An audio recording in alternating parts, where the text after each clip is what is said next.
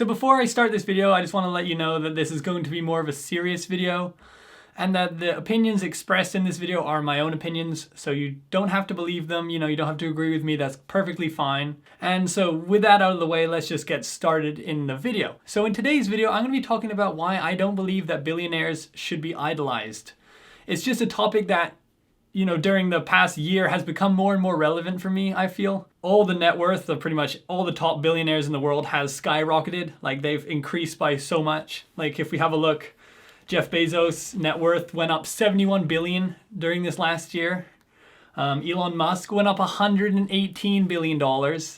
Bill Gates, $20 billion, And for me, that seems like quite a big problem. Around the world during this past year, millions of people have lost their jobs. In 2020, 40 million Americans filed for unemployment. It's just really sad to see that so many people around the world have lost their jobs and have not been doing very well. And then you look at these people, these billionaires that are already doing really well, and they're just doing even better now. They've taken advantage of this situation and it's actually worked out in their favor. They've managed to get richer, which just happens all the time. The rich always seem to get richer. There's something kind of strange going on when you can have a terrible situation that affects the whole world, but yet you still have the rich people still managing to be successful from it, still managing to gain positively from it. And if you think about, well, how did this happen? It makes a lot of sense, especially since people have been shopping way more online and Amazon is one of the main places to shop online. I shop on Amazon quite a bit too, probably, more than I should. So, there's people, we have some responsibility ourselves. In these times, we really got to think about who we're giving our money to. Like, where are they going to take this money and what are they going to do with it, So I think that that's something that we should really take away from this.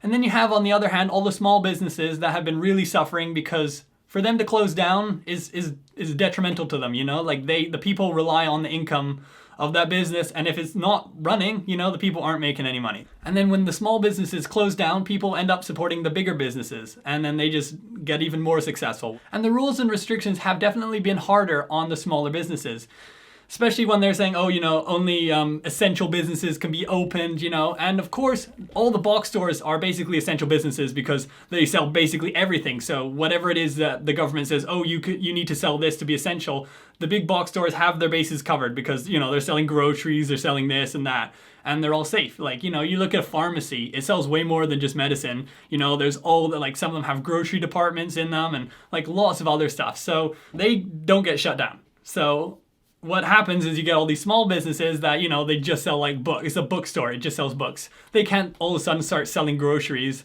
It doesn't work for that. So they have to get closed down. And so the way that these systems have come into place have really, really negatively affected small businesses. Another thing too is that the businesses that are staying open, why am I having such a hard time saying businesses? I'm really bad at talking for some reason. But another problem too is that the businesses that are staying open, you're having hundreds, if not thousands of people visiting them each day. But when it's a local business, they could get 20 people in a day, 10 people in a day, not that many. So if you're thinking about, we're doing this to stop the spread of this virus, it doesn't make a lot of sense if you're going to leave open these stores that have thousands of people visiting them every day. And I know they're we have safety protocols in place, we spray everything down with all this hand sanitizer stuff, we clean everything up too, but it's all the stuff that they're doing, a small business can do, but in a better way. They can do a better job of it. A small business, they have less places to clean. It's not as big of a space. They can clean it easier, They have less employees, so there's less spread. There's less chance of a spread because there's only maybe one employee in at the store. So, you're not coming in contact with so many different people. It doesn't make a lot of sense why all these small businesses have to close down. In part, for me, I don't really necessarily agree with that. I know that some people do, and that's okay. You have your own opinion, that's fine. But just for me, I think it's unfair. Before you go into the store, every time you're supposed to hand sanitize your hands. So, you got them all hand sanitized. Okay, you're good. All right. You go into the store, you're touching a bunch of stuff, Sometimes people go up, they rub their face. Okay, your hands are immediately, they're contaminated again. All right. But people don't hand sanitize their hands every time they touch their face. So that person could be spreading it. They touch a box of cereal, blah, blah, blah, blah, blah. And it can spread like that, So what it all comes down to is that small businesses and large businesses can both keep it safe enough to be open, I believe. I don't think that there should have to be stores closing down. I don't believe in that. And also, there's been lots of studies. I'll link these down below. Everything I talk about, I'll link it down below so you can check it out. but there's been lots of studies where they have talked about how the virus doesn't last long on surfaces. So that's not even really a problem. And so if that's not a problem, and we're not seeing lots of people getting sick from going into stores, then why are these small stores having to stay closed? It just doesn't make any sense. It's just like usual. All the big businesses, they're seeing all their needs met, but they just neglect to think about all the small businesses. Like for instance, in California, there was this restaurant, and to follow the protocols there, they decided to make some outdoor seating. They have not given us money and they have shut us down. We cannot survive. My staff cannot survive. Look at this.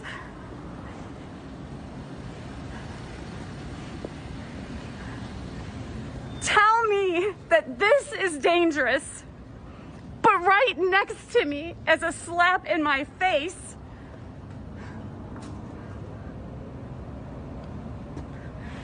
that's safe. This is safe. There's an identical tent with seating set up basically the exact same way for a movie set that was going on, and that's where the people were going to eat there. You have this small business that isn't able to operate, even though they're doing the exact same thing that this movie company is, and they are allowed to operate. And it just shows like the big movie business, they're allowed to. They have more power in the government because they're bigger. Bigger companies have more influence over the government.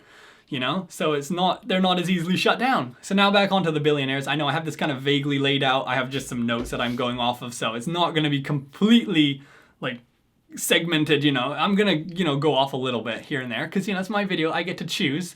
So let's go over to Jeff Bezos. He owns about 10% of the shares in Amazon, which equals to about $167 billion, which is crazy amount of money. But during this virus, there has been lots of Amazon warehouse employees going on strike because they don't like the working conditions. They don't feel like they're being paid enough. They don't feel like their working environment is safe enough. And I know a lot of people say, oh, that's his net worth. It's not exactly how much money he physically has in his bank account. Yeah, I understand that. But he definitely has the power to make his employees' lives nicer. He definitely has the power to pay them better, to make their working conditions better. And I feel like if you are somebody in that position of power, making that extremely high amount of money, you owe it to your employees to make their lives better. Like with Costco, for instance. I know they are a big corporation, but they do have certain measures in place. They have lots of benefits, and it's seen as a fairly good job working for Costco. There was this company where the CEO actually decided that he was going to massively cut his wage. He cut it down to $70,000 and made it so that way everybody who worked at that company had the minimum wage of $70,000. That was the lowest you started at. And that is an incredibly nice thing to do, and that's what I want to see more of. That needs to be happening more. He realized that, hey, I have way too much, and I can greatly benefit my employees and then make them work better. Employees will work way better if they are treated properly. So it's funny. If you treat people nicely, they actually enjoy their job and are more productive. It's funny like that. It's strange, isn't it? Who would have guessed that? Not me. Me and my friend once did an interesting calculation where we wanted to see how much money would be equivalent to 1 penny for a billionaire. If you or I, we saw a penny on the ground, we'd probably be there's not really much point picking that up. It's 1 cent. This is hardly worth any money for us. So we wanted to see how much money would a billionaire kind of see as a penny. We did that calculation when Jeff Bezos had around $100 million net worth or whatever it was. And for him, that amount of money that he could just look at and go, okay, whatever, would be $30,000, which just is crazy. Because that's a bunch, that's some people's yearly income. That's a lot of people's yearly income. But it's just crazy that there's such a huge discrepancy. We can see a penny on the ground, okay, I'm not gonna pick that up. Even 5 cents, if you see a nickel on the ground, a lot of people won't pick that up. So for him, that would be $150,000. And so you think that there's people in the world that could just look at $150,000 on the ground and just not pick it up. That, I don't know, it's a weird way of explaining it, but for me, that is crazy. So that's why I feel they need to be held at a higher standard. Because when they slip up, it's usually a lot of people underneath them that end up suffering from it. That's the position you're in. When you're at the very top, your decision can impact a lot of people. So now I actually want to talk about becoming a billionaire and basically how incredibly difficult that is. Everybody knows that. You can't, $50K a year, you'd have to be working for, I don't know, I'll put up how many years now. I can't do the math right now. But to become a billionaire, you have to be basically taking advantage of having a huge amount of workers. In Walmart's case, you have to do it by basically taking advantage of your employees and deciding to pay them absolutely bare minimum so that way you can sell the stuff at your store for very cheap. And then there are the billionaires that own like clothing companies, which actually clothing is like responsible, or fashion is actually responsible for a lot of environmental problems. Like I'll put some links down below for that as well. So much waste and chemicals enter the environment because of those kind of products, which is really bad. That's something that definitely needs to be sorted out. And of course, they take huge advantage of third world countries by paying workers basically as least amount of money as possible, like cents per day, like, which is absolutely crazy. There's this one video that I saw where it said like a Nike t-shirt took like 36 cents to make, and then they can go off and sell it for like 40 bucks. Like, it's insane. Like, there's huge profits. If there's that much of a markup, you'd hope that they'd be nice enough to put some of that back to the workers.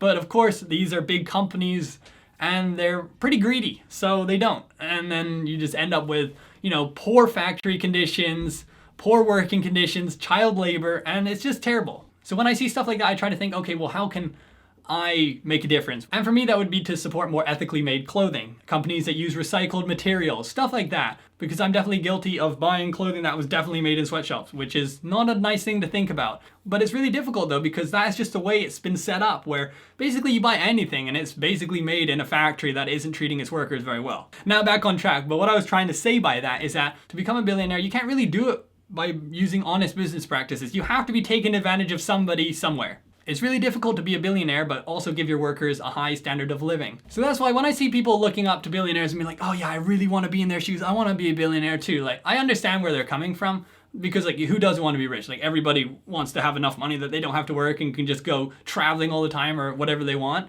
But in my opinion, they're not the kind of people that should be looked up upon, you know?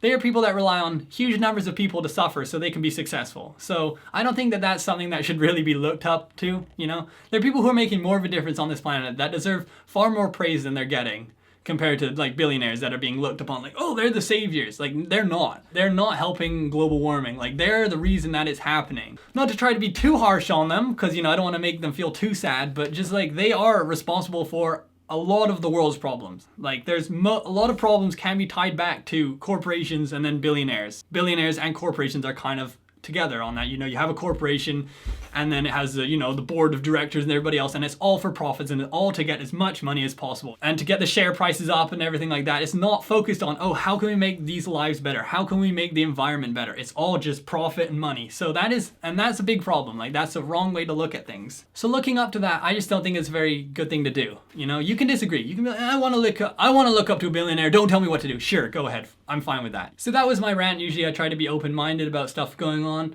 but just when I saw that during this past year, when there's been so many people struggling, seeing that all these billionaires have had their net worth increasing is just pretty crazy to me, and it's not something that I'm definitely very happy about. It doesn't seem like we're headed in the right direction. So we're gonna end the video here. If you did enjoy this, please give it a like and please subscribe. And if you have any other opinions on this topic or stuff you'd like to add, please comment it down below. I'm really interested in hearing what you think about this.